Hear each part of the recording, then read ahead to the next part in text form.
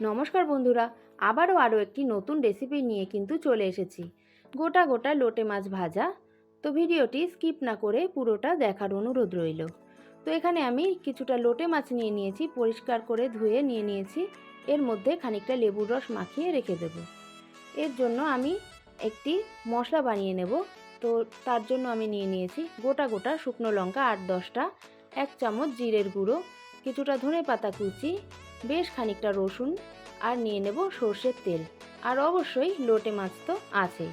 তো এখানে আমি গোটা লঙ্কা, রসুন একটা মিক্সিতে নিয়ে তার মধ্যে কিছুটা নুন দিয়ে আর জল দিয়ে আমি একটা পেস্ট বানিয়ে নেব। তো দেখুন আমার মিহি করে পেস্ট বাটা হয়ে গেছে। তো এইবার আমি একটা বড় থালা নিয়ে নেব, যাতে মাছগুলো মাখতে সুবিধা হয়। তো এইবারে আমি এই মাছের মধ্যে দিয়ে দেব রসুন, লঙ্কা আর লবণের পেস্টটা। তো এইবারে আমি এর মধ্যে জিরের গুঁড়োটা দিয়ে দেব, আর দিয়ে দেব পরিমাণ মতন সর্ষের তেল। এইবারে আমি দিয়ে দেব এর মধ্যে পরিমাণ মতন হলুদ গুঁড়ো আর একটু লবণ। যেহেতু আমি লবণ আরও একবার ইউজ করেছিলাম, তাই অল্প লবণ দিলাম। এইবারে ধনেপাতা কুচি দিয়ে দিলাম। এইবারে কিন্তু হাতের সাহায্যে মাছটাকে ভালোভাবে মেখে নিতে হবে। তো এই যে আমার মাখা হয়ে গেছে। তো এটাকে আমি 15 মিনিট রেস্টে রেখেছিলাম। তো এবারে গ্যাসে একটা কড়াই বসিয়ে দেব। কড়াইটা কিন্তু বেশ কিছুক্ষণ গরম করে নিতে হবে বন্ধুরা, আর না হলে মাছগুলো কিন্তু নিচে লেগে যেতে পারে।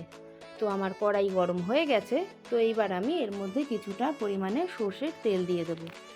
সর্ষের তেলটা গরম হয়ে গেলে এইবারে কিন্তু আমি একে একে মাছগুলো ছেড়ে দেব।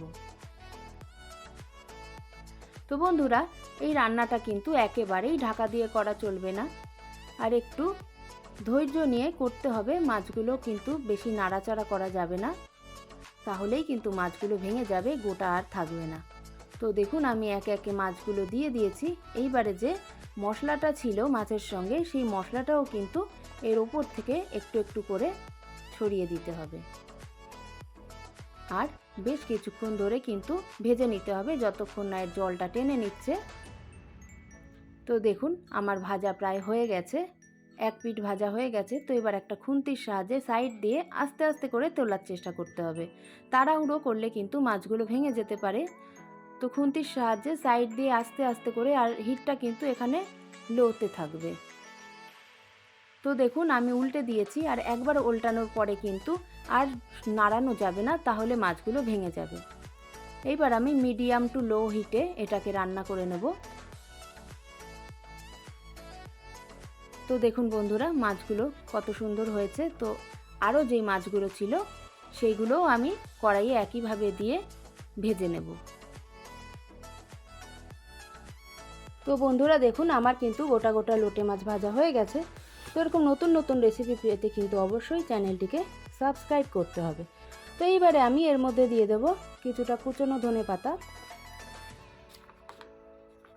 তো বন্ধুরা, কেমন লাগলো আমার এই নতুন লোটে মাছ ভাজা রেসিপি? অবশ্যই কিন্তু কমেন্ট করে জানাবেন। আজকের মতন এই পর্যন্তই। দেখা হবে আরও একটি নতুন রেসিপি নিয়ে। টাটা।